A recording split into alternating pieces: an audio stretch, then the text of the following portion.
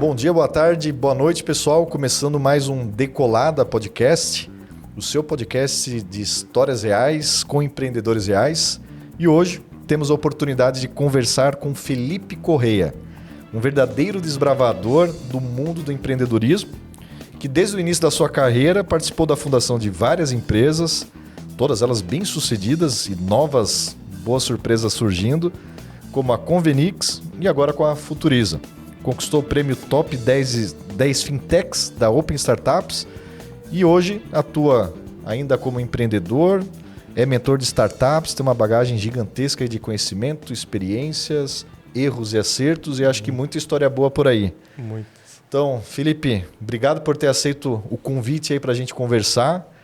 E, cara, conta um pouquinho de ti. Cara, primeiro, obrigado aí pela oportunidade. É muito legal estar representando o mundo empreendedor, né? A gente que está nesse meio sabe o quanto é difícil a etapa inicial, principalmente de modelagem de negócio, o cara começar a desenrolar e virar realmente uma ideia, transformar essa ideia em negócio.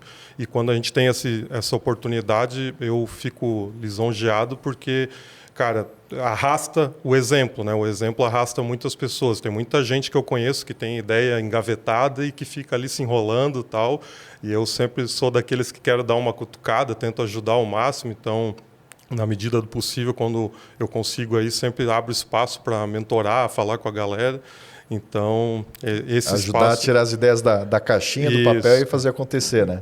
Porque eu acho que tem muita gente que falta só em segurança, né? Então, quando tu dá esse apoio e oportunidades como o podcast aqui do Asas, cara, ajuda muito a ouvir essas histórias e entender que é difícil realmente, que tem uma etapa, que tem um processo, mas se a pessoa não desistir ali, com certeza ela consegue ir para frente. Maravilha. E conta um pouquinho de ti, cara. Tá. O que tu tens de formação? Sim. Tu foi sempre empreendedor? Já foi CLT um dia? Conta aí Já, um pouquinho. já. Cara, eu comecei assim muito novo com a ideia do empreendedorismo com festa. Comecei, cara, desde a época de adolescência, eu organizava excursão para clubes de fora de Santa Catarina, fora de Joinville, levava a galera, organizava festa de faculdade. Então, eu comecei a me empolgar muito com isso, porque eu via que quando tu ia organizar um evento, cara, tu tinha aquele processo gigantesco e tinha um apelo de marketing muito forte. Uhum. E foi aí que eu comecei a me identificar e até foi por isso que eu fiz depois marketing e publicidade, né? Mas tu era baladeiro desde Baladeiro.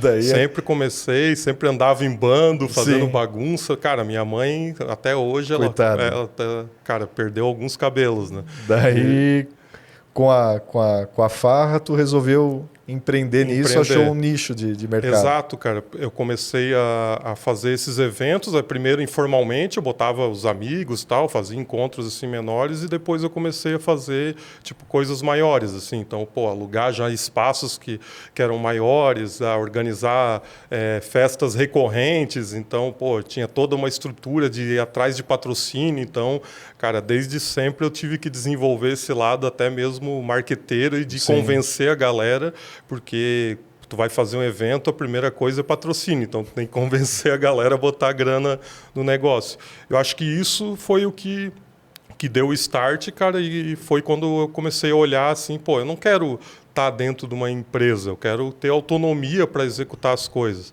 E aí, óbvio, no começo eu trabalhei, né, 2 empresas tradicionais aqui da cidade, do ramo metal mecânico, mas sempre com a visão de marketing, né? Na primeira foi mais administrativa, na segunda já foi focado em marketing. E, em paralelo, ia tocando esses eventos, né? E aí Isso começou com quantos anos? Cara, eu tinha praticamente 17, assim, quando eu comecei a fazer os eventos. E aí, depois mesmo, oficialmente, o primeiro CNPJ, eu acho que veio com 26. Uhum. Foi já com 26, né?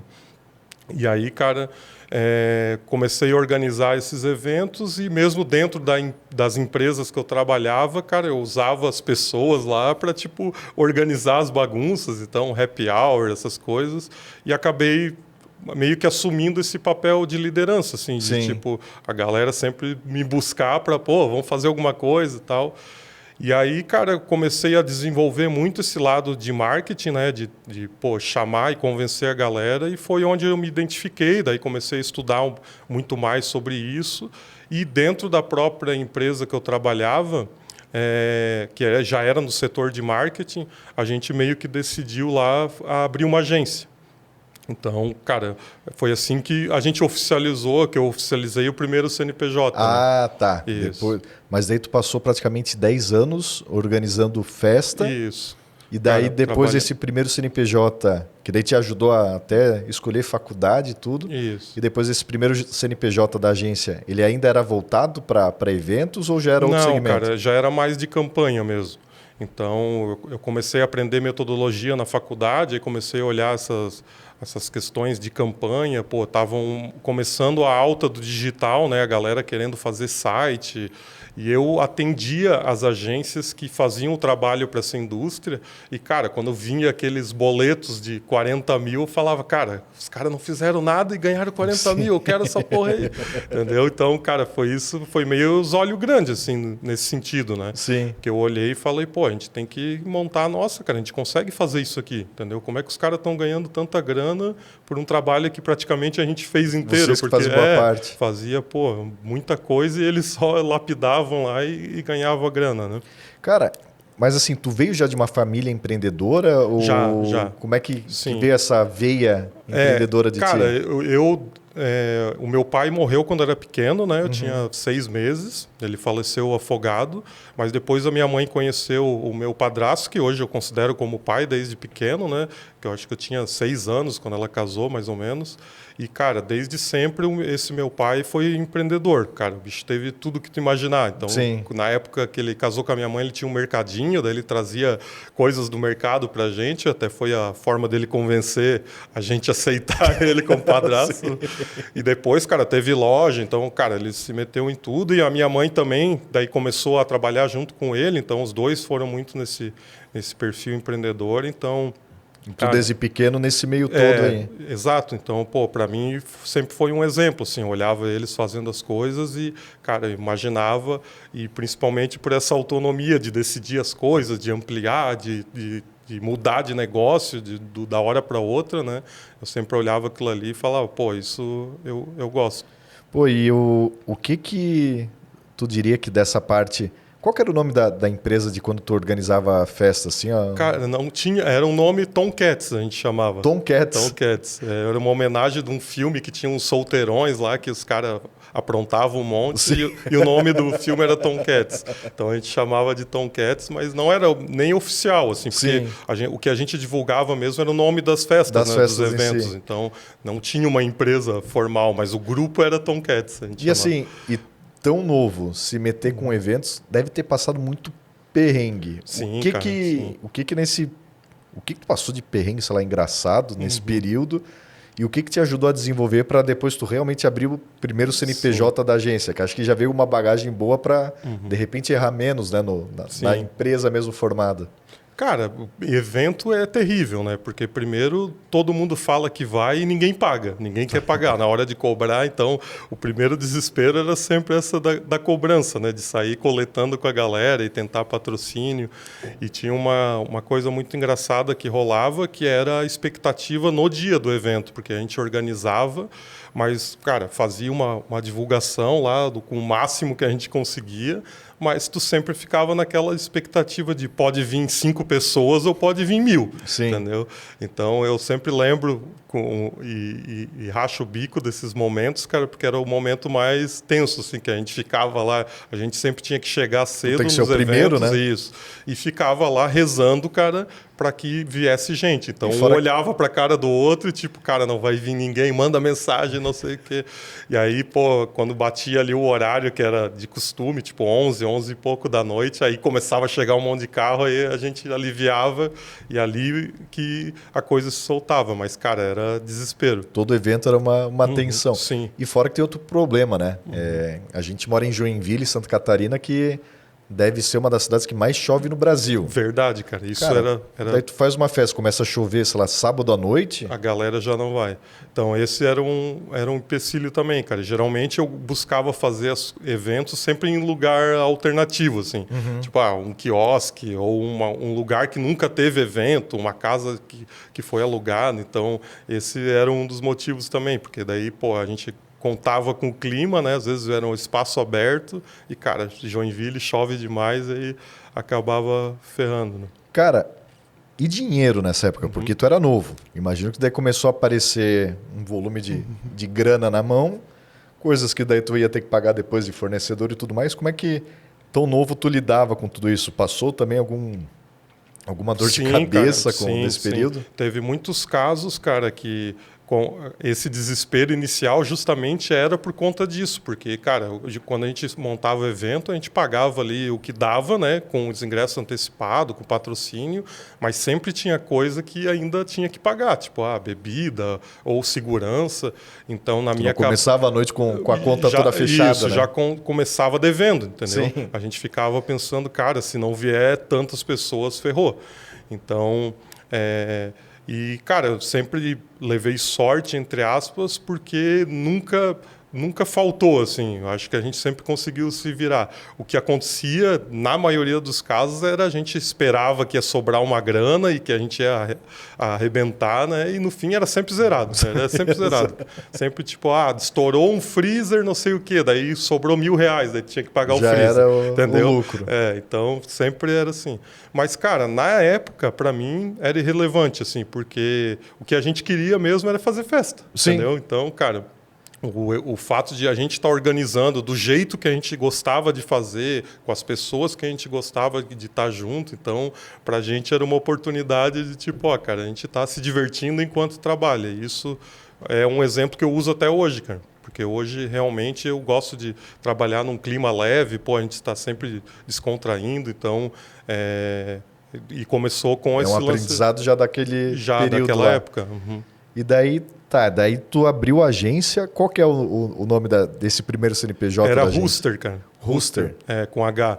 Era com uma referência ali, galo, né? E publicidade. Então, Sim. a gente tinha usado isso.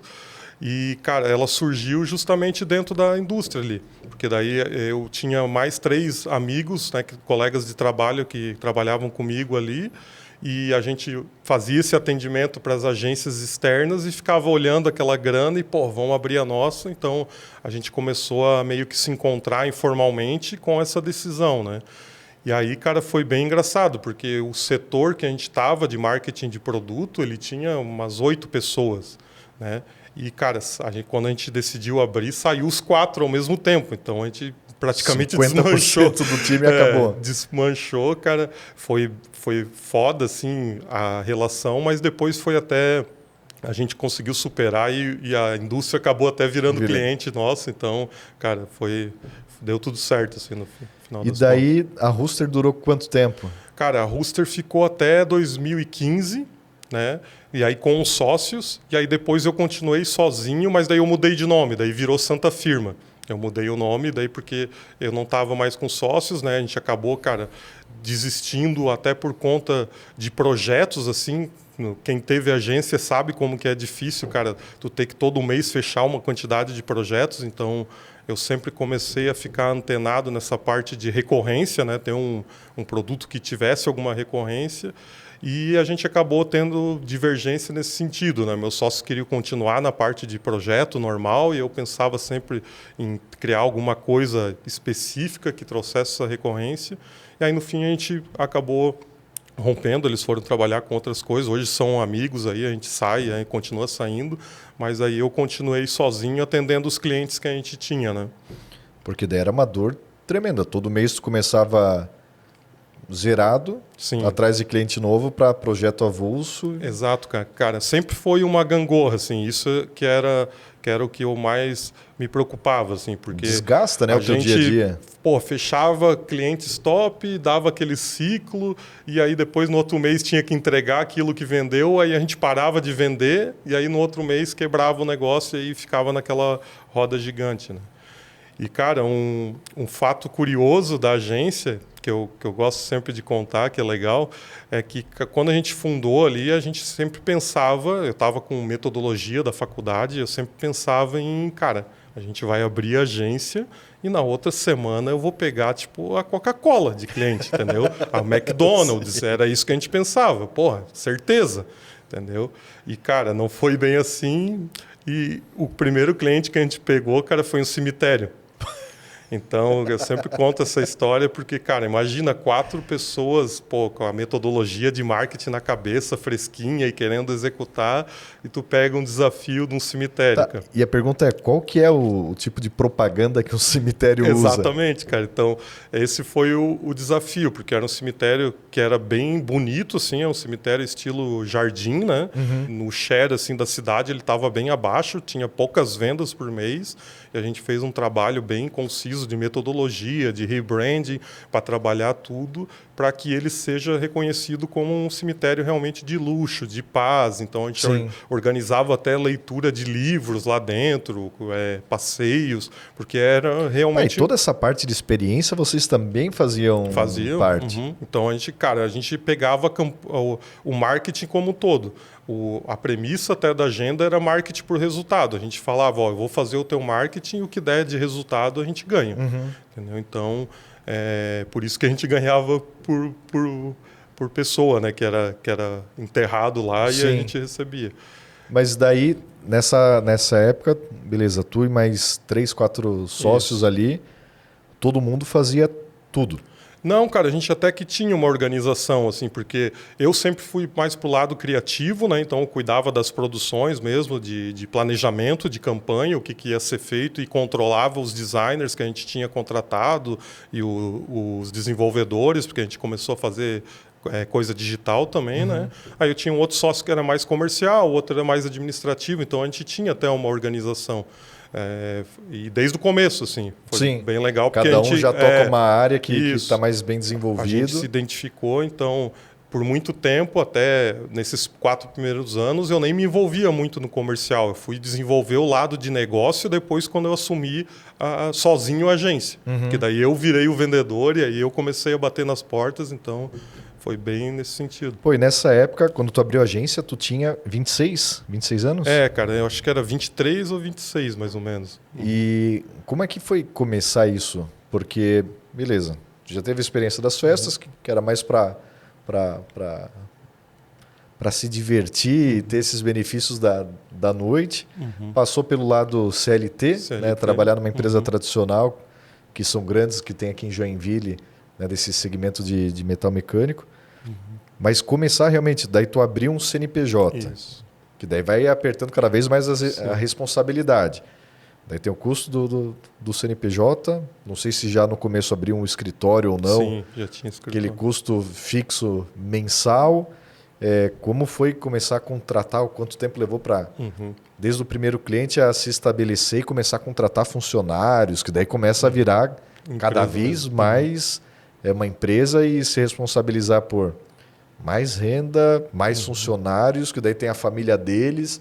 E, pô, o monstro de 7 cabeças vai cada vez aumentando mais, né? A dor de barriga vai aumentando. Porque, pô, é uma maravilha que tua empresa está dando certo, mas a responsabilidade, tu tem que conseguir equilibrar tudo isso. Sim. Quanto tempo que levou para começar a crescer mesmo e essa experiência de repente, começar a gerir pessoas e tudo? Sim. Cara, eu acho que o primeiro ano foi assim desespero total, né? A gente com a mão na massa, então a gente nem tinha funcionário, a gente tentava entregar tudo, mas eu acho que a gente sempre, por ter essa divisão, cara, dos 4 sócios, cada um jogando numa ponta, isso foi o que ajudou, assim, tava todo mundo muito comprado, né, que tinha que executar, um focado no comercial, o outro na entrega, então isso ajudou, porque quando tu começa, cara, sozinhaço mesmo, e tu tem que se dividir em 4, aí é pior certo, ainda, entendeu?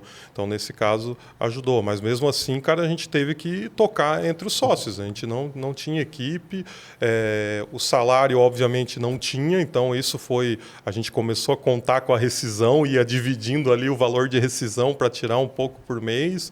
a gente sempre foi se ajudando também, né? Cara, na época eu estava passando por um perrengue assim, financeiro, então os meus sócios sempre foram compadecidos com isso, de tipo, então tu tira um pouquinho mais agora e eu seguro o meu. Então, cara, isso é muito top, assim, ter pessoas que pensam dessa forma, né? Mas a gente sempre foi equilibrando os pratos, cara. Aí depois começou a vir time, aí a dor de barriga começou a vir. É mais uma, né? Porque quando a gente olhava a folha, então esse desespero é que cara, fazia a gente se mexer também, ir atrás, né? E tentar não deixar parado as coisas e acabava dando acertos, dando problema, né? Porque muitas vezes, cara, a gente pegava projeto que a gente não dava conta. E quando tu tem um modelo não escalável, né, que é o modelo de agência, cara, tu tem que sempre repor as pessoas. Então, às vezes, por causa de um projeto lá, tinha que contratar uma pessoa nova que, no final das contas, ia custar o triplo desse projeto. Entendeu? Então, esse sempre foi o desafio. E daí o teu sonho, né, a tua meta era trazer algo escalável, trazer essa questão da recorrência de ter uma previsibilidade financeira. Perfeito. Eu acho que a dor de um monte de empreendedor, dependendo do nicho que atua. Daí começou a Santa Firma. Isso. Que é outra... Já com isso. Que era outra agência, mas já com esse foco, tu assumindo tudo. Isso, né? Eu assumindo tudo e já com uma visão de largar o modelo agência normal e pivotar para o startup, que era a Convenix, que a gente começou, né? Mas porque eu já tinha a ideia da Convenix veio em 2014, então ela ficou engavetada ali quase 4 anos, cara. 2014 até 2018. 2018 que eu comecei a tirar do papel. Mas daí a Santa Firma era uma agência. Era uma agência. E daí dela que nasceu a Convenix, que foi a tua... Isso. Como é que foi, cara? A gente tinha vários clientes e eu tinha clientes que eram, por exemplo, uma indústria com muito funcionário e eu tinha clientes de varejo, tipo restaurante. E aí teve um momento, até coincidiu no mesmo mês, cara, de essas empresas me contratarem para fazer a campanha. A indústria queria fazer uma campanha para dizer que ela tinha parceria, né, com restaurantes e farmácias, que era visando comunicar para os seus funcionários, né, essa parceria, e o restaurante querendo fazer uma campanha para angariar empresas para que fossem almoçar ali, empresas da região, entendeu? Sim. E aí foi onde surgiu o estalo da Convenix. Eu fiquei pensando, não tem ninguém que faz essa ponte esse meio de campo, entre os dois, porque, cara, querendo ou não, é um contrato, é um acordo, entendeu?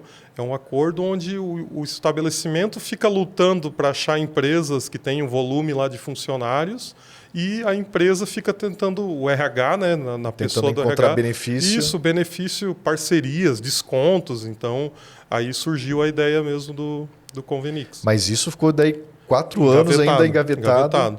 Porque eu não conseguia fazer essa transição, cara.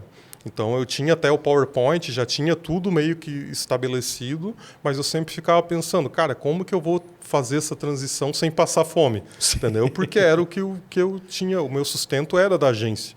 Então, esse foi o maior desafio. Acho que todo mundo que está nesse meio, tem muita gente que tem ideia, quer empreender, e às vezes é CLT, e o cara fica nesse impasse, né? Tipo, cara, como que eu vou fazer isso?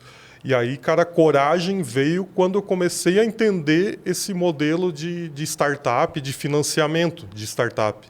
E foi, inclusive, por conta de uma startup aqui de Joinville, que foi o Conta Azul também. Eu lembro que, na época, eles tinham recebido um investimento de fora, né? E aí saiu a notícia e, cara, eu olhei para aquilo e falei, como assim, cara? Alguém dá dinheiro para o cara executar uma ideia legal, entendeu? Então foi aí que eu comecei a mergulhar de cabeça, entrei em todos os eventos, cara, e eu meio que vesti a skin de startupeiro mesmo e fui atrás de tudo, cara. E aí começou a desenrolar e eu consegui fazer essa transição.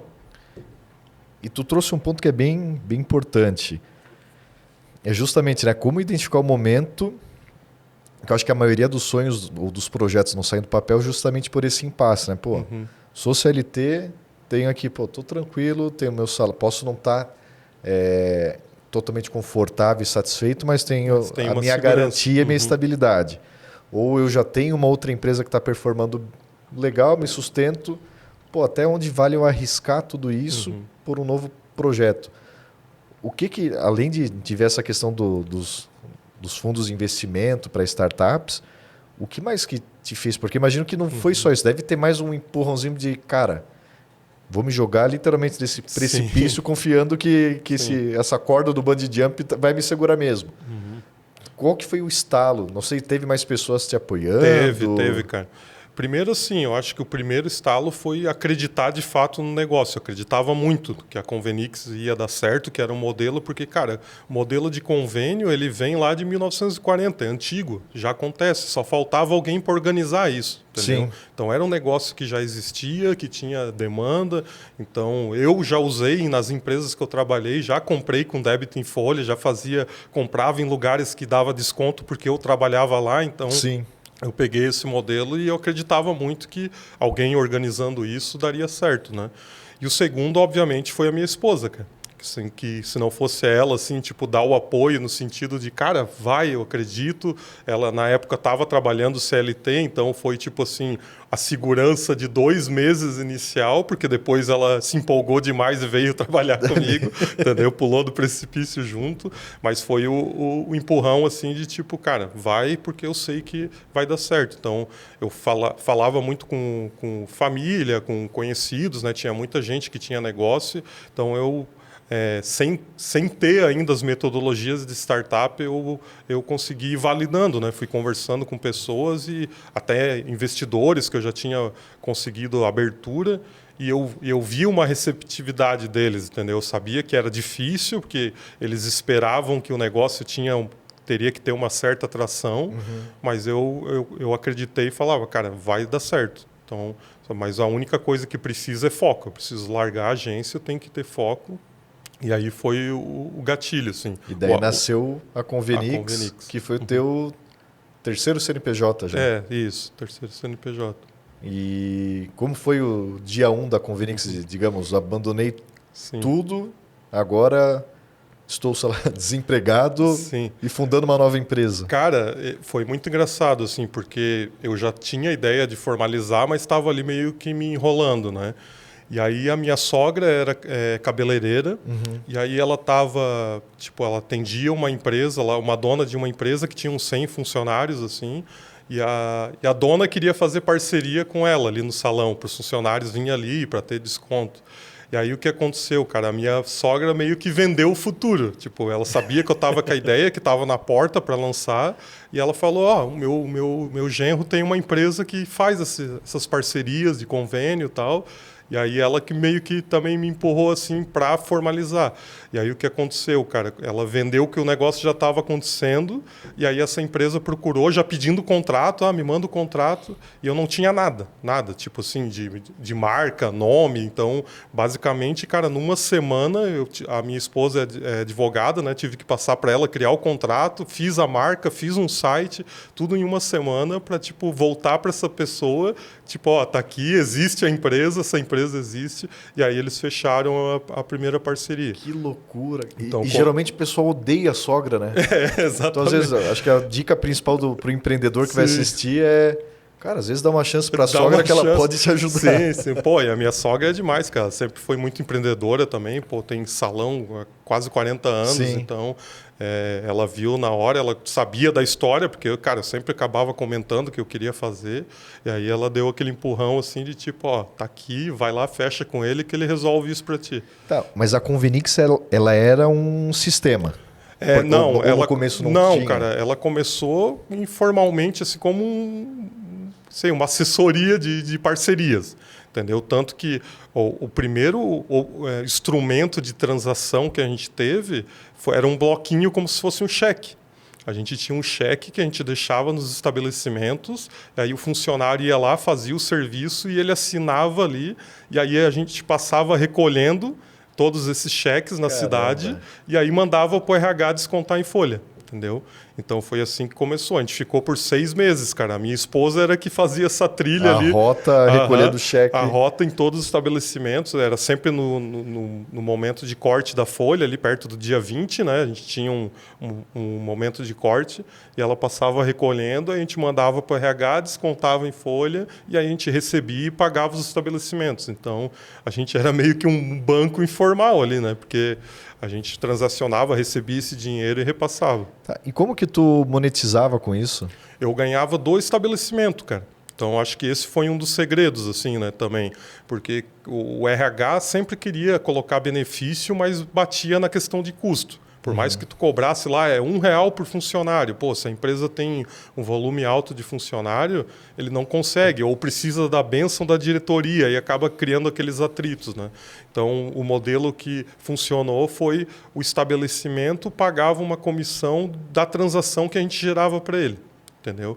Então, como a gente motivava esse colaborador para ir lá consumir por conta desse desconto, por conta dessa mecânica, porque, cara, tu comprar com débito em folha é como se fosse um cartão de crédito, entendeu? Então, garantia o poder de compra do colaborador e fazia o salário dele render mais, porque ele tinha desconto quando ele comprava, né? Sim. Então, foi um método que, quando a gente lançava um estabelecimento novo, a galera arrastava e ia para lá comprar. E aí esse aumento de vendas era o que pagava a gente, entendeu? E é legal porque parece que a vida é feita de ciclos. Tu estava voltando à primeira experiência porque tu, de novo, na Convenix, tu estava ganhando dinheiro em cima do sucesso que tu levava pro estabelecimento, né? E mesma coisa foi... Exato. Que então, legal, cara. Sempre foi arriscando assim nesse sucesso, cara, apostando. E daí, nesse período, tu e a tua esposa começaram a bater em vários estabelecimentos. Isso. E daí também, por outro lado, ia batendo em várias empresas, sei lá, tradicionais para falar, cara, eu tenho essa cartela aqui de lugares que pode dar desconto. Então, cara, tinha muitos lugares que eram bem comuns, assim, que chamavam a atenção das empresas, tipo as farmácias mais conhecidas, os mercados. Então, a gente meio que vendia o futuro, né? Falava com o estabelecimento, eu tenho um volume de funcionários de várias empresas que querem comprar aqui com débito em folha. E aí a gente foi meio que criando esse marketplace, né? Porque ele tem que alavancar as duas pontas, né? Tanto o volume de funcionários ali, de empresas, quanto opções para comprar. E aí foi assim que iniciou, cara. A gente meio que focou em Joinville inicialmente, e aí quando a gente viu que precisava expandir, né, por conta de empresas que eram de fora, a gente começou a ir para o modelo mais digital. Então a gente pegava parcerias que atendiam digitalmente. Então daí fechamos com iFood, com Uber. Caramba. Então parceiros onde o funcionário podia comprar de qualquer lugar que ele estivesse, né? Pô, e o que tu levou qual que foi a diferença da primeira, né, da Rooster, da Santa Firma, para chegar na Convenix? Tu te sentia muito mais preparado, muito mais evoluído, por ter já passado por outras experiências empreendendo? Sim, cara, eu acho que sim.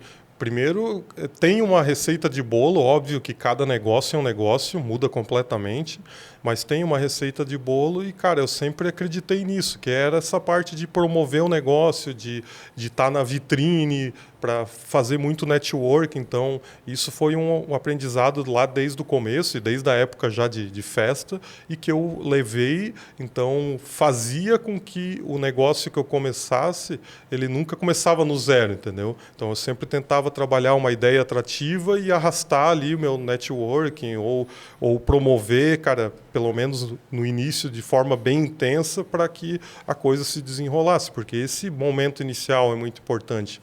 Ninguém aposta num negócio que não deu certo, entendeu, cara? Exato.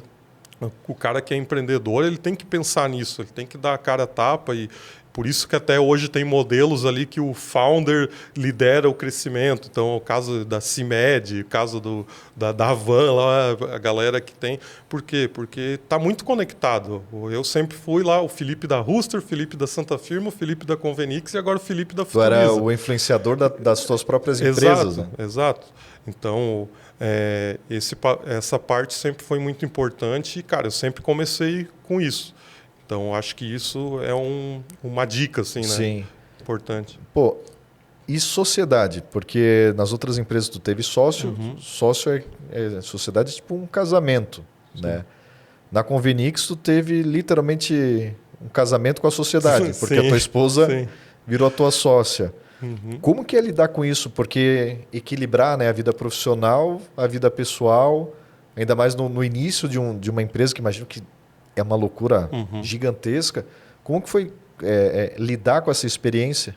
Cara, foi muito difícil, assim, porque não tem como tu separar, entendeu? É muito difícil tu ter uma cabeça para separar as coisas, então a gente acabava sofrendo muito no dia a dia, até depois que a gente começou a contratar funcionário, de brigar na frente, assim, de coisas que um acreditava, o outro não, e, cara, demorava, tipo, alguns minutos para a gente se ligar, a gente não está em casa, tem gente aqui que não tem nada a ver com isso, então aconteceu muito, mas, cara, eu acho que o lado de tu confiar na pessoa faz toda a diferença, então, assim, eu e a minha esposa, a Grazi, a gente sempre teve essa parceria no sentido de eu inventar a moda e ela tocar, entendeu? Uhum. Ela pegava, cara, ela sabia que eu ia para frente, ia vender as coisas e ela se preocupava em organizar aquilo, aquela engrenagem, botar no papel.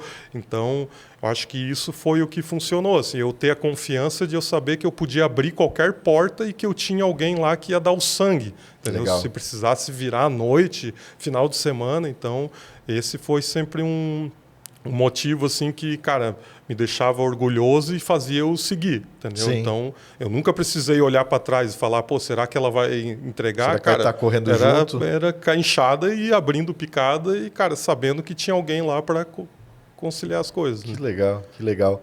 E tá, a Convenix foi crescendo. A Convenix durou quantos anos ali? Foi, cara, quase 3 anos, assim, desde da formalização, foi 2 anos e 8 meses, por aí. Mas daí, na Convenix, vocês tiveram alguma rodada de investimento? Como tu começou a olhar esse mundo de startups, como é que foi o primeiro cheque para conquistar isso? Cara, a primeira coisa que a gente fez, né, para sobreviver, porque no começo a gente não tinha muita rentabilidade. Acho que a gente faturava ali nos primeiros meses 600, 800 reais. Não dava nem o salário para mim e para minha esposa. Então a gente trouxe um sócio, né, 2 sócios, na verdade, a gente trouxe, e que o combinado era tipo, cara, me garante alguma coisa nesses meses para eu ir atrás de investimento, para eu tocar. Então, foi basicamente esse o acordo. Cara, paga aí o ganha-pão para a gente não deixar morrer o negócio. E foi assim que a gente começou a ganhar corpo, porque aí um dos sócios que entrou, que era para ser mais investidor, ele começou a se empolgar, ele entrou no negócio, entrou na operação, ele virou o CEO, porque eu cuidava do produto, ele começou a tocar, porque ele era muito bom em negócio, então, que é o Quental, então ele ajudou muito nesse sentido, mas a gente sempre com a cabeça de captar e estruturar o negócio, né? Então, no primeiro ano ali, no final do primeiro ano, a gente recebeu o primeiro investimento que foi pela aceleradora. A gente passou numa aceleradora de Floripa e aí a gente recebeu a grana e aí foi o momento que a gente pôde, cara, respirar um pouco, né? Tipo, estruturar time. Até então a gente estava tocando ali solo, né? Ah, o primeiro ano era vocês fazendo tudo. Isso. Pô, e tu daí começou a desenvolver um lado desenvolvedor teu também, quando tu olhou esse mundo de startup? Também, cara, porque desde a época da agência a gente começou a trabalhar a parte de coisas por digital, né? Então, pequenos aplicativos, sites, sistemas. Como a gente trabalhava com desenvolvedor, até freelancer de fora do Brasil, eu sempre tive esse tino de revisar e gerir o projeto. Então, cara, eu lidava com um desenvolvedor da Índia, da China, e falava com eles, revisava os projetos. Então, eu fui me desenvolvendo nesse lado. Óbvio, hoje eu não me considero, estou muito longe de falar que sou desenvolvedor, até designer ou designer de interface, mas eu sempre me virei, porque eu gostava de marketing, eu tinha um tino para o criativo ali, então eu sempre acabei mergulhando em aprender para não ser enganado, né? Porque, cara, às vezes tu trabalha aí com freelancer, às vezes o cara fala uma coisa e é difícil, vou ter que te cobrar o triplo, e aí eu mergulhava para entender. Sim, se realmente era isso ou não, né? Então eu acabei meio que me formando como um head de produto, assim. Tipo, hoje eu enxergo a tecnologia de todos os ângulos, entendeu? Sim. Consigo olhar a parte técnica, de infra, então isso ajudou, assim, quando eu comecei a mexer com a Convenix, até passando pelos MVPs que a gente criou, né? Porque começou com o papelzinho, depois a gente fez um sisteminha bem simples, depois a gente fez um mais parrudo e aí virou depois uma estrutura com um aplicativo, com um monte de coisa, uma plataforma bem mais robusta. Pô, e tu pegou, querendo ou não, o momento da pandemia. Sim. Que daí... pô, antigamente o modelo era todo mundo estava no escritório. Tinha muita parceria, provavelmente, com restaurante. Mas ninguém estava assim de casa. Como que foi esse período? Que eu imagino que foi bem no período que quando tu ia começar a respirar, Que veio o opa, baque. vem aquele caldo de novo para te afundar. Como que foi esse período para vocês? Cara, foi bem assustador, assim, porque a gente estava muito pautado nesses negócios locais, né? Então a gente tinha muito restaurante e tal. Mas eu acho que, cara, foi o pontapé para a gente ir para o digital. Então foi nesse momento que a gente começou a olhar, cara, não posso depender do cara ir lá no restaurante, nós temos que ter mecanismos digitais. Então a gente criou uma lojinha dentro do aplicativo, como se fosse lá um iFood da vida, que o cara conseguia pedir. Então foi até uma vantagem, assim, porque tinha negócios que não tinha esse mecanismo digital, não tinha nada. E aí, a partir da gente... Começou a intermediar o pedido para lojas daí? Isso, digitalmente e com débito em folha e com transacionando até de outras formas, porque a gente também começou a transacionar com o cartão próprio, outras formas de pagamento, né? Então foi um empurrão, cara. Basicamente, naquela primeira semana de pandemia, a gente teve esse baque. Então a gente começou a trabalhar nessa lojinha, então começou a desenvolver e aí a gente usou isso como âncora para passar essa fase. Sim. Entendeu? Então foi um gatilho para isso, né? E beleza, 2021, Convenix vendida. Sim. Conta mais um pouquinho disso, como é que Sim. Cara, surgiu essa negociação, como é que foi, tu vê sei lá, a sensação do negócio crescer do zero e vir uma big empresa de tecnologia aí interessada, como que é essa experiência que acho que é o sonho de uma galera cara, que muito trabalha legal, com tecnologia. Então, cara, tudo começou por conta do nosso modelo de negócio, né? A gente transacionava com débito em folha e aí uma empresa que era a principal sistema de folha de pagamento aí no Brasil, eles nos primeiros meses de operação eles já vieram falar com a gente para entender o que a gente fazia. Caramba! Meio que no sentido assim de sondagem, né? Porque eles viram, eu fiz uma divulgação intensa dizendo que era com débito em folha, daí os caras, pô, como assim com débito em folha? Eu rodo folha, entendeu? Sim. Como é que eu não conheço vocês? Então, foi o start. A gente começou meio que um namorico com eles ali, porque eles, obviamente, a gente estava muito iniciante, né? Estava no começo, eles não iam investir, comprar, fazer qualquer coisa, porque a empresa era muito incipiente. Mas a gente fez uma estratégia de reportar para eles. Então, cara, toda vez que acontecia uma coisa boa, a gente fechava um cliente grande, fechava um parceiro novo, a gente criava reportes ali mensais que eu ia cutucando eles de tipo, ó, fechamos um novo cliente. Tô aqui, tô crescendo. Cara, ganhamos o prêmio tal, ganhamos outro prêmio. Então, foi uma coisa que a gente alimentou, cara. Então... Até como dica para os empreendedores, cara, se tu quer seguir essa trajetória de vender um negócio de sucesso, cara, tu que tem que criar isso. Não imagine que vai chegar alguém e vai falar, tipo, ó, daqui é a tua empresa, eu vou comprar, entendeu? Então, essa oportunidade, ela tem que ser escancarada, ela tem que ser provada, então tu tem que mostrar de forma incisiva ali. E foi o que a gente fez, cara. Basicamente, a gente ficou nesses reportes e escalando o negócio. E aí, em 2020, a gente recebeu uma proposta de investimento, primeiro deles. Então, eles não queriam comprar tudo, era só virar investimento com uma parte menor, né?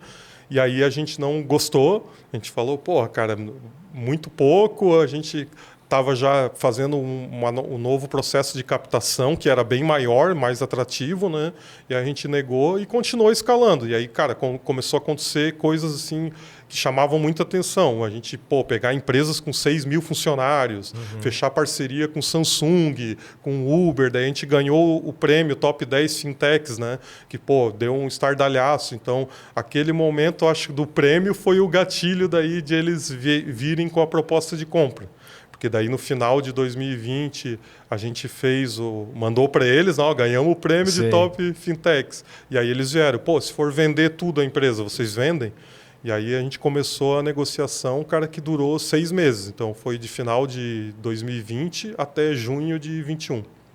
A gente ficou, cara, aí aquele vai e vem de contrato, e aí, chora uma coisa ali, ganha outra aqui, perde ali. Então, foi uma etapa, assim, que que a gente aprendeu muito, né, cara? Principalmente de entender como uma Big Tech enxerga um empreendedor, uma startup menor, né?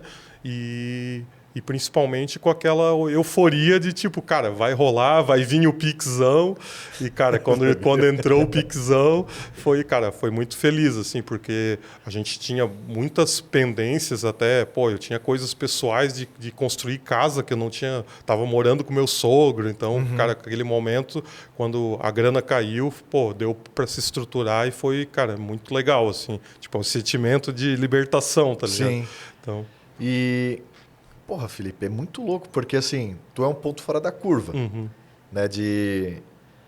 Claro, fora da curva não, porque tu trabalhou pra caramba também, né? Mas eu digo da Convenix, teoricamente pelo curto espaço de tempo ser adquirida por uma Big Tech,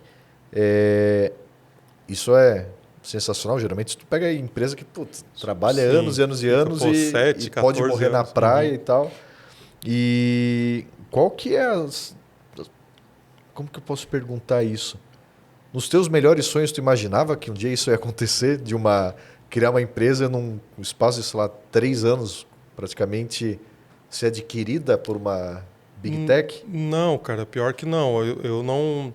A gente tinha um apego no negócio, né? E é natural de todo empreendedor. Hoje eu já me libertei disso, eu já sei que a ideia é só uma ideia, mas a gente tinha um apego. Então, quando a gente começou essas tratativas de venda da empresa, a gente realmente pensou, cara, talvez seja a hora de passar o bastão para um grupo que realmente tem uma estrutura, que pode estruturar isso de forma legal, apesar de a gente não ter ainda nenhum empecilho legal que impedia a gente de operar, né?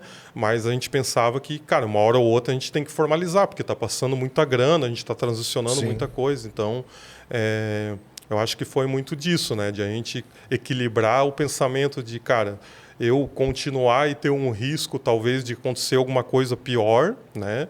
A gente não dá conta e eu passar a bola e, cara, usar o lado empreendedor para desenvolver lá dentro ou abrir outro negócio, porque a ideia era o que não faltava, entendeu? Então, foi muito isso. Era aquele sentimento, né? Porque para te trabalhar numa empresa de tecnologia, a empresa de tecnologia ela tem que ser escalável, né? Crescer receita sem necessariamente crescer estrutura. Só que tudo isso depende de grana. Né? Daí pode vir aquela incerteza, cara, se não pingar um novo investimento, pode ser que o sonho morre na praia. E qual foi a sensação de quando caiu o Pix? Cara, foi muito top.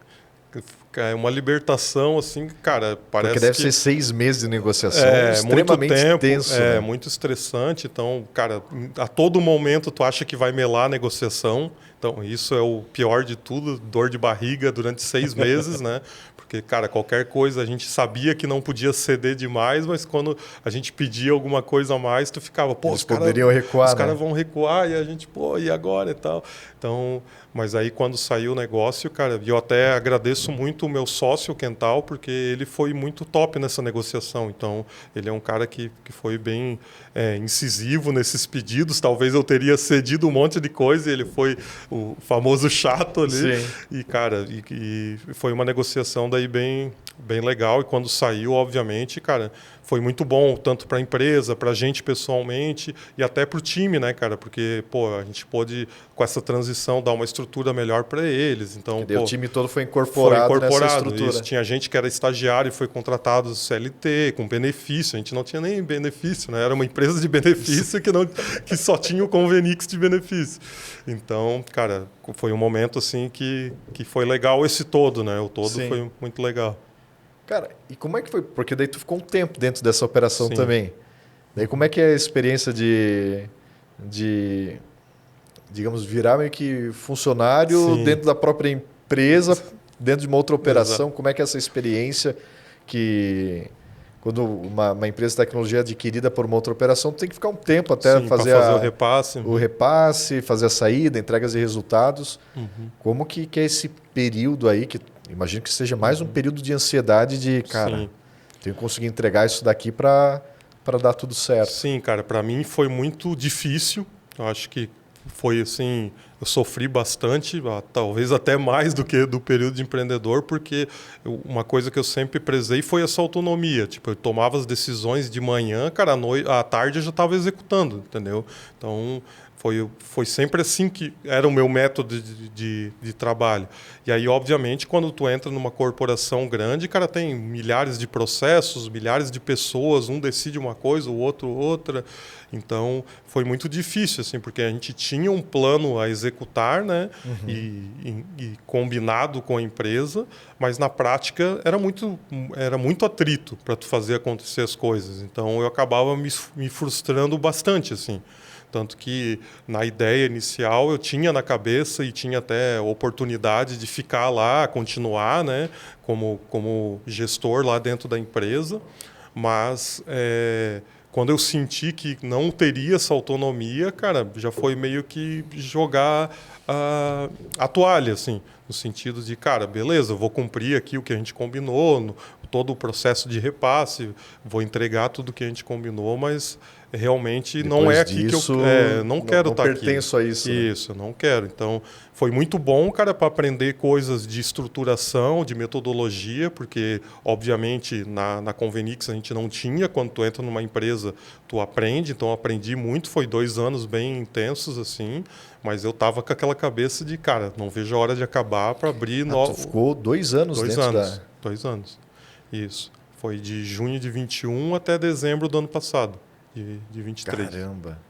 Então, foi esse período de repasse, porque, cara, tem muita burocracia nesse repasse, né? Tem vários detalhes, por exemplo, numa corporação é tudo centralizado financeiro, então teve várias coisas que a gente teve que integrar, então demora muito, assim, tem várias etapas ali a se cumprir até que a empresa que comprou olha e fala, não, realmente agora está rodando dentro do meu padrão, entendeu? Então, essa foi um trabalho que a gente fez, assim, de estar dentro, tentando adaptar aquilo que a gente fez no formato deles e sem perder a essência, né? Sim. Mas no final foi muito legal, porque, cara, a gente pivotou e construiu um produto ainda maior, né, que acabou virando até um cartão depois de vale alimentação, então com muito mais clientes, muito mais parrudo na parte de segurança, na parte de estruturação, então coisas que a gente tinha deixado de lado por conta da estrutura, a gente pôde implementar lá, né? Mas saiu com a sensação de dever cumprido. Sim, cara, acho total. Que isso total. Que hoje, é para ter noção, o cartão de benefício é o que eu dou para os nossos funcionários. Sim. Então, eu uso dentro da empresa e eu tenho orgulho de olhar e falar, cara, eu participei da construção disso aqui, esse sistema, dessa estrutura, esse negócio, eu participei. Então, que legal. Cara, muito... E qual que é a sensação do... Beleza, último dia, né, nessa operação, o pixão na conta ali, vai pegar um ano sabático ou não parou? Que nada, cara, eu peguei um mês. Um mês que eu fui para os Estados Unidos, fui curtir mesmo, para, cara, passear, coisas que eu nunca tinha conseguido fazer, nem tinha... As minhas férias eram, cara, 5 dias, 3 dias, então... Fiquei um mês, até porque, cara, antes de sair eu já estava com a cabeça e já estava em negociação com o meu sócio atual, né, para abrir a Futuriza. Então, eu não tive muita escolha, assim, eu até meio que falei para ele, ó, cara, segura um mês, que senão eu vou morrer, eu preciso de um mês. Mas depois a gente volta com tudo, então o período que eu fiquei, assim, foi basicamente esse. E aí, e a Futuriza, como é que surgiu? Então, cara... Não pensou realmente em parar nada? Simplesmente não. Foi lá pegar a caixinha de ideias, foi pegar... fazer festa já fiz, agência para cemitério já fiz, abri uma empresa do zero e vendi para uma Big Tech já fiz. Qual que é o próximo papelzinho da caixinha dos sonhos? Sim. Cara, eu tinha muitas anotações, né, de ideia. Até hoje eu tenho, cara, um documento ali com muitas coisas que eu anotei da época de Convenix, de dores que eu ouvia do mercado. E nesse momento final ali, da metade do último ano para frente, eu comecei a meio que validar isso, né? Então, eu conversava com o pessoal, olhava o mercado, comecei a estudar para ver o que eu que eu ia acabar desenrolando. E aí foi o momento até de eu voltar para o ecossistema, né? Porque eu estava na Big Tech lá, era meio puxado, eu não conseguia estar nos eventos, não conseguia participar. Então, cara, eu retomei tudo. Então, entrei em várias associações, comecei a participar de evento. E aí eu entrei até num clube de fundadores, né? E aí, nesse clube, cara, eu fiz um pitch lá me apresentando, tal, falando da minha fase de vida, que eu estava saindo de um earnout, né, de uma venda de empresa. E aí o Diogo, que é o meu sócio atual, cara, escutou e veio falar comigo. Daí ele veio mostrar a tecnologia que ele estava trabalhando. Então, cara, o Diogo trabalhava dentro de um grupo de moda gigante, que, agora juntou várias marcas, praticamente é o maior aí da América Latina. Ele cuidava da parte técnica, né, desse grupo. E aí ele estava trabalhando a partir de um hackathon que eles fizeram lá dentro em conversão de produtos para 3D e experimentação com realidade aumentada. E aí, nesse momento, cara, ele me apresentou. E aí, o que me chamou a atenção, cara? Eu já conhecia a tecnologia, da época da agência, a gente já tive contato, mas, cara, o que me surpreendeu foi a evolução da tecnologia, porque na época que eu conheci, ela estava muito incipiente, assim, tu olhava, os produtos pareciam um brinquedo, parecia videogame, tu não conseguia trazer esse realismo. E o que ele me mostrou estava muito à frente, assim. Eu olhava, camada de luz, camada de sombra, então um produto muito real, e foi o que chamou a atenção. Eu falei, tá nesse nível o negócio, então pode ser que agora emplaque realmente esse tipo de tecnologia. Sim. E aí já com o boom da IA, né, começando a vir coisas de IA, e aí, cara, foi meio que assim, o que me chamou a atenção.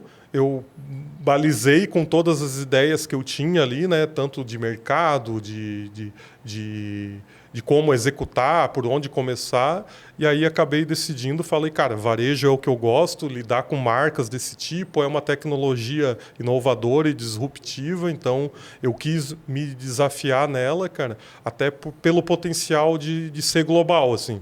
Eu olhava e falei, cara, isso aqui é um negócio que é global. Então, eu tinha essa meta pessoal de fazer um negócio global, de, cara, ter clientes gringos e ir lá para fora, fazer captação com fundo internacional. Então, quando eu vi esse todo, né, da possibilidade, eu comecei a trabalhar com o Diogo informalmente, ali meio que validando e falando com alguns contatos. E aí chegou o momento que eu decidi, não, então, cara, vamos tocar, vamos fazer eu e tu, eu cuido da parte de negócio, ele é totalmente técnico, né, não gosta muito da parte comercial, e a gente se completou, assim, nesse sentido. Daí nasceu a Futuriza. Nasceu a Futuriza. Então, em janeiro desse ano, a gente lançou oficialmente a Futuriza, né? Daí, no primeiro mês já pegou o primeiro cliente, que era uma ótica, então a gente começou a tocar já com esse cliente. E aí, cara, bem no início, a gente foi aprovado também numa aceleradora que já é global, que é a Antler, né? Que é uma que já está presente em todos os continentes. Ela tem um braço aqui no Brasil, e aí ela tem um programa de residência de aceleração. A gente tinha se inscrito e aí foi aprovado. E aí, cara, foi onde eu pude até conhecer o Diogo pessoalmente, porque eu só tinha falado com ele por vídeo. Vocês não tinham... Não, ele é do Rio de Janeiro. Começaram uma empresa sem se conhecer pessoalmente. Tudo digital, cara. A gente ficou quase 5 meses falando, não tinha conhecido ele pessoalmente. Aí no primeiro dia do programa lá em São Paulo, na Antler, que a gente tem que ficar 11 semanas lá em residência, né? Presencial em São Paulo. E aí foi lá que eu conheci o Diogo pessoalmente, e aí, cara, foi uma oportunidade de a gente até se aproximar e desenrolar bem o negócio, né? Mas daí hoje na Futuriza tu já está com uma estrutura de pessoas trabalhando na operação. O pessoal tudo aqui em Joinville, dividido Joinville e Rio, como é que está isso? Sim, cara, o nosso time de produto e tech, ele é remoto, né? Então tem o Diogo mais 2 pessoas, então a gente tem essa flexibilidade, e o time adicional está todo aqui em Joinville. Então hoje a gente está dentro do Ágora aqui, Tech Park, então a gente está alocado ali, já está com vagas em aberto, então a gente passou para essa primeira etapa que é a de validação, ali a tração inicial, né? E agora eu estou de fato pensando na montagem do time para escalar isso.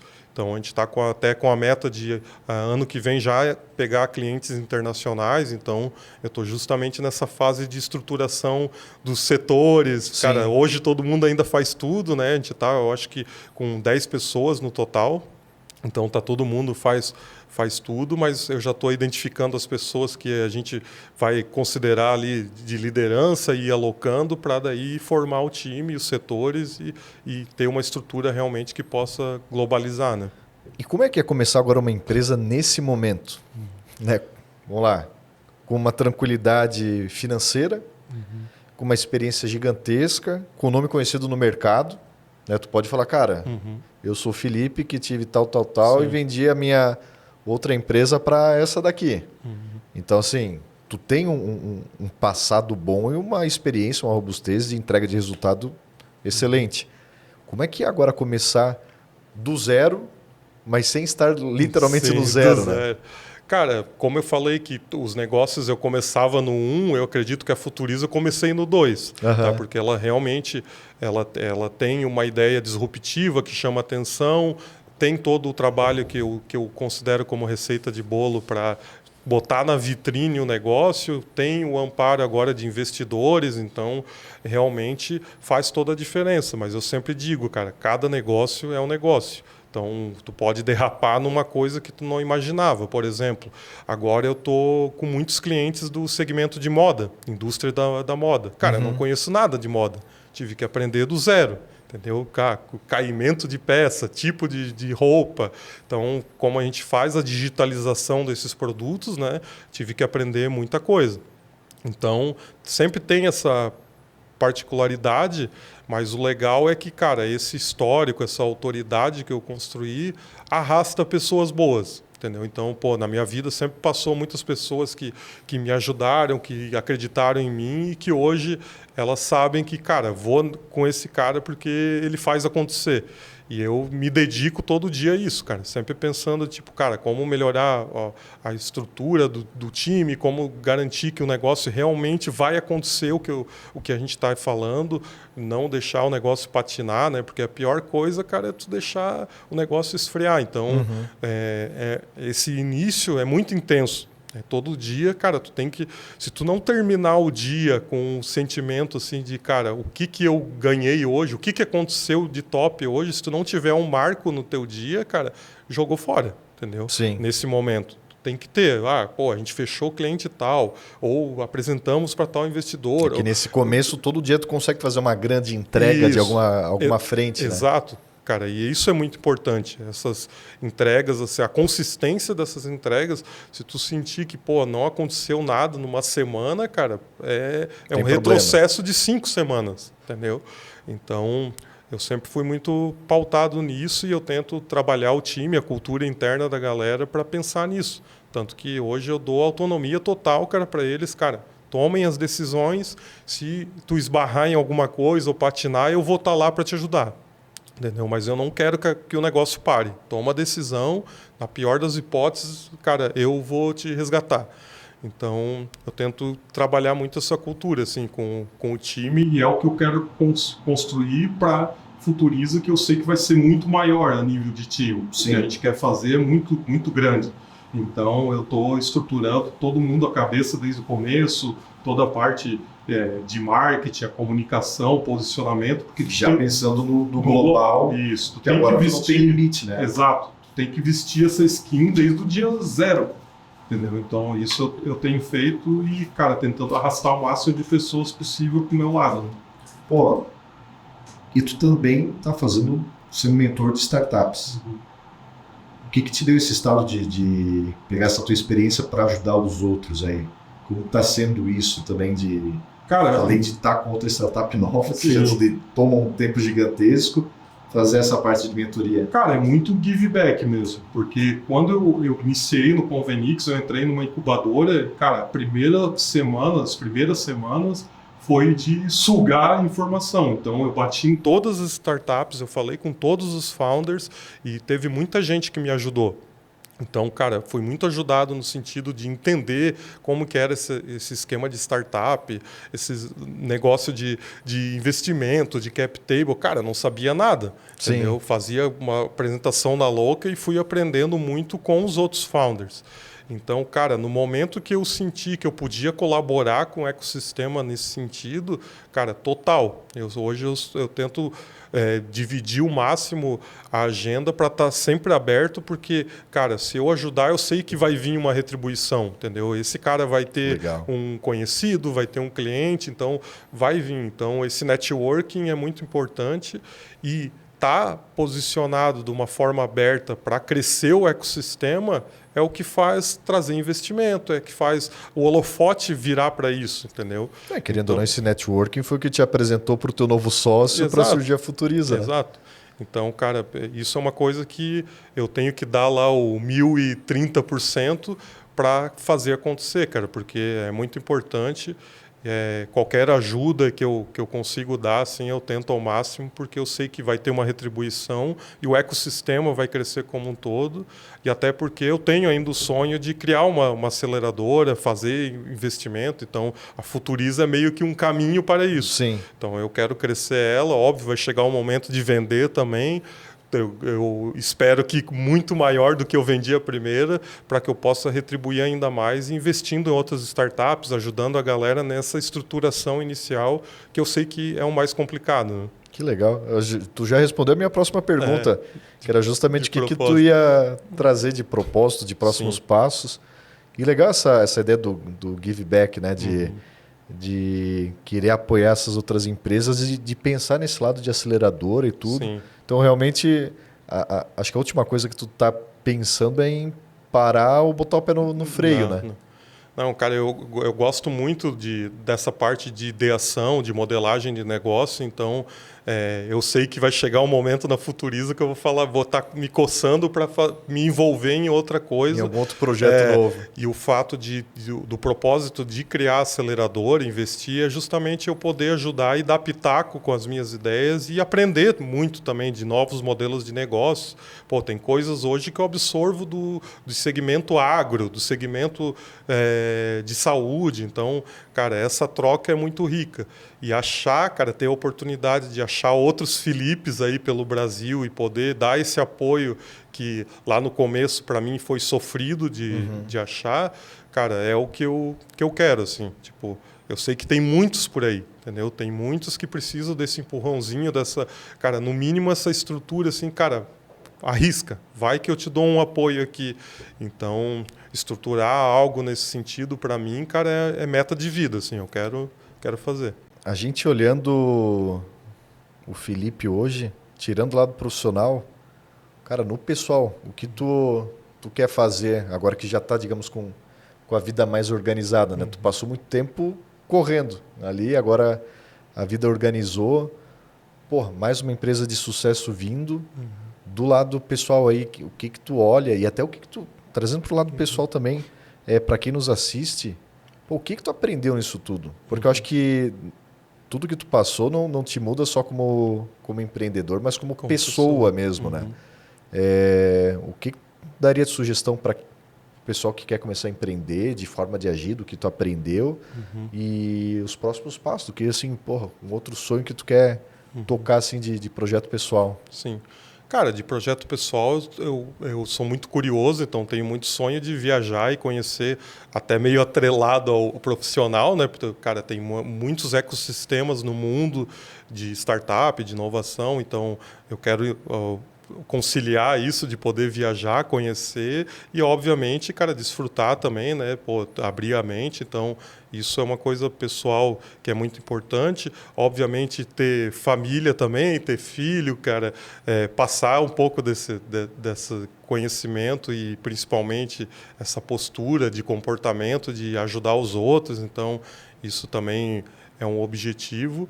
E, cara, do aprendizado que ficou do profissional para o pessoal é valorizar as pessoas boas, cara. Então, assim, às vezes a gente tem pessoas que estão ali... Inclusive a sogra. Inclusive a sogra.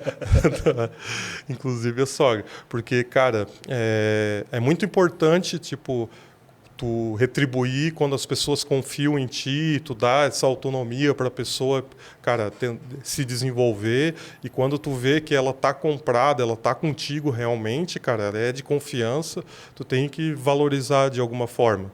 entendeu? Então, esse para mim foi um aprendizado, assim, de tipo tentar não esquecer essas pessoas e, cara, no máximo possível voltar e ajudar de alguma forma.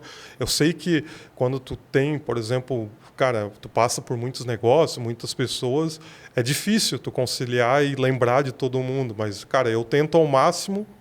E por mais que às vezes eu fique um tempo sem falar com a pessoa, cara, quando a gente volta a se falar, é como se não tivesse... A gratidão continua existindo, continua, né? Cara, e, cara, eu sempre vou estar aberto e nunca esqueço das pessoas que me ajudaram, que foram boas. Cara, eu tenho, assim, uma divisão mental muito clara, entendeu? De tipo, ó, essa daqui tá na caixinha do coração. Então, acho que isso é importante, assim, porque tem muita gente que, pô, suga um negócio, cara, mas depois acaba esquecendo, acaba atropelando. Eu sei que às vezes não é por maldade, mas, cara... Às vezes na correria do dia a dia vai se perdendo. Acontece, cara, acontece. Pessoas vão para um lado, vão para o outro, é natural, entendeu? Mas eu acho que cabe a gente, cara, a se policiar para, tipo, cara, e aquela pessoa lá que me ajudou? Será que ela está precisando de alguma coisa? Será que a gente pode marcar um papo? Será que o que ela aprendeu? Como que ela evoluiu? Então, eu tento ao máximo fazer isso, cara. E é uma tarefa difícil. Às vezes a gente acaba esbarrando tipo, em problemas no sentido de esquecer alguém. Mas, cara, eu tento me dedicar porque eu sei que é importante, assim, tipo, essa retribuição. E é isso que faz tu só somar. Entendeu? E não diminuir. Então, eu me dedico bastante nisso. E, Felipe, quem quiser conhecer mais da Futuriza, quem quiser te achar até para conversar sobre mentoria, pegar dicas e tudo, passa aí redes sociais, como te achar, como falar contigo. Cara, meu Instagram é aberto também, a galera pode seguir, é Felipe Zero Silva, o zero em número, né? O número 0 Silva. Estou no LinkedIn também, por lá pode me adicionar, eu vou trocar uma ideia. LinkedIn é o quê? Felipe Correia? Felipe Silva. Felipe Silva. Felipe Silva. Então, pode procurar e a Futuriza é futuriza.io. Então, tanto no site quanto nas redes sociais. Já está com site gringo, então. Já estamos, cara, pensando global, né?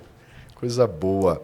E Futuriza está com vagas em aberto, né? Está com vagas em aberto. Então, cara, se você gosta de startup, quer estar numa empresa aí com potencial global, quer desbravar esse mundo de tecnologia, trabalhar com tecnologias disruptivas, por favor, entre no nosso Instagram, nosso site lá, manda um contato, porque a gente preza muito por pessoas que estão com esse pique de querer entrar e conhecer e evoluir. Não precisa ter o lado técnico, tá? A gente desenvolve tudo isso, a gente consegue trabalhar internamente. O que a gente quer realmente é pessoas ali que fazem acontecer, que querem se desenvolver.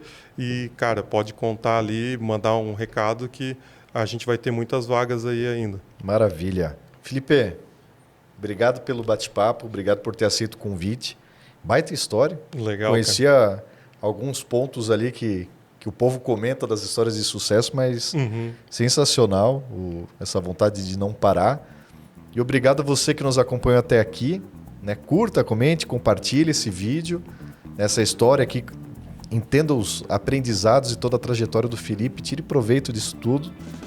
Nos acompanhe, traga a sugestão de novas pessoas para a gente conversar. Assista tanto no YouTube como também as playlists do Spotify. E até o próximo episódio aí do Decolada. Tchau, tchau.